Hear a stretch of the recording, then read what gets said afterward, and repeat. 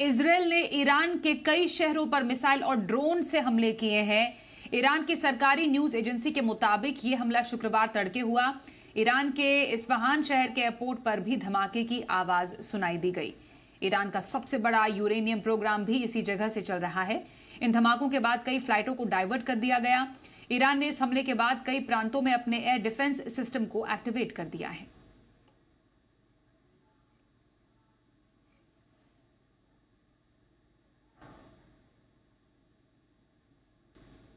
אני בא עכשיו מפגישות עם שרי החוץ של בריטניה וגרמניה.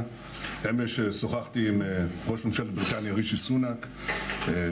בקרוב אני גם משוחח עם מנהיגים נוספים. אני מודה לידידינו על תמיכתם בהגנת ישראל, ואני אומר את זה גם תמיכה במילים וגם תמיכה במעשים. יש להם גם כל מיני הצעות ועצות, אני מעריך את זה, אבל אני רוצה להעביר. اگر کوچکترین تعرضی از ناحیه رژیم صهیونیستی به خاک وطن ما صورت بگیرد و به منافع جمهوری اسلامی ایران یقین بدانند برخوردی بسیار شدید و سهمگین با آنها خواهد شد. برنامه این وعده صادق اقدامی محدود بود، نه اقدامی فراگیر و گسترده. اگر قرار بود اقدامی فراگیر و گسترده باشد، اون وقت می‌دیدند حامیان رژیم صهیونیستی که چیزی از رژیم صهیونیستی باقی نمی‌ماند. जी media संवाददाता सिद्धांत सिब्बल इस वक्त हमारे साथ है और जानकारी के साथ। सिद्धांत, इजरायल ने ईरान पर हमला किया है, ये जवाबी हमले में कहां सबसे ज्यादा नुकसान पहुंचा है और ये कितना बड़ा कदम इजरायल की तरफ से माना जाए?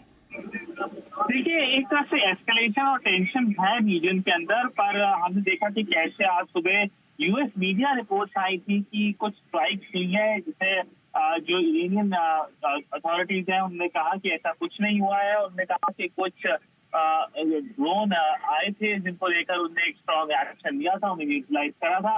पर ये दिखाता है कि ओवरऑल एक जो टेंस सिचुएशन है वो काफी डेलिकेट बनी हुई है। मैं आपको बता दूं कि इरानियन जो काउंसिल सेक्शन है डेमास्कस में, उस पर एक अटैक हुआ था, उसके पीछे इजराइल का हाथ था। उसके बाद हमने देखा कि कैसे ईरान ने स्ट्राइक्स करी पिछले हफ्ते और अब ये डेवलपमेंट आ रही है। पर कहीं ना कहीं भारत की अगर हम बात कर ले तो भारत में एनर्जी और जो डायस्पोरा है वो बड़े मसले हैं, क्योंकि भारत अपना जो तेल आयात करता है वो एक बड़ा परसेंटेज इस रीजन से ही करता है। और मैं आपको बता दूं कि भारत इसलिए बढ़ सकती है अगर तेल के दाम बढ़ते हैं अभी, और उससे इन्फ्लेशनरी इम्पैक्ट भी होगा फूड प्राइसेस के ऊपर।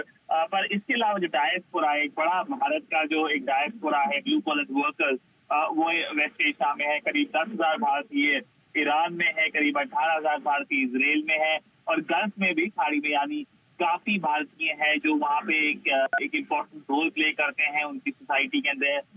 ब्लू कॉलर वर्कर्स की हमने जब भी बात करी थी, पर कहीं ना कहीं सिचुएशन पे फोकस यही होगा कि डीएस्केलेशन जल्दी हो जाए, क्योंकि अगर हालात खराब होते हैं, कि पहली बार ऐसा हुआ है एक डायरेक्ट कंसंट्रेशन हुई है ईरान और इजराइल के बीच में, पर अगर हालात खराब होते हैं तो उसका खामियाजा रीजन में ही नहीं पर दुनिया भर में उसका एक हम नुकसान देखेंगे। ये ताजा जानकारी के लिए सिद्धांत आपका धन्यवाद हम करते हैं। तो इजरायल और ईरान के बीच बढ़ते टेंशन को लेकर अपडेट देते हुए हमारे सहयोगी सिद्धांत सिब्बल।